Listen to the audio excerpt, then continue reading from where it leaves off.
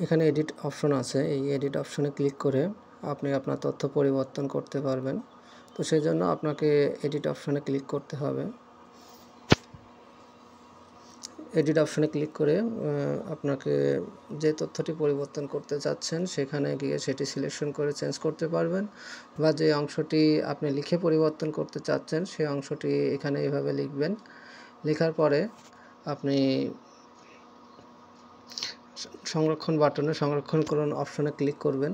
Click করার পরে উপরে যে এডিট অপশন আছে, এডিট রিকোয়েস্ট অপশন আছে, ওখানে ক্লিক করতে হবে। তাহলে আপনার প্রস্তাবটি রিকোয়েস্টটি চলে যাবে। এডিট রিকোয়েস্টে ক্লিক না করলে কিন্তু রিকোয়েস্ট যাবে না এবং তথ্য পরিবর্তন হবে না।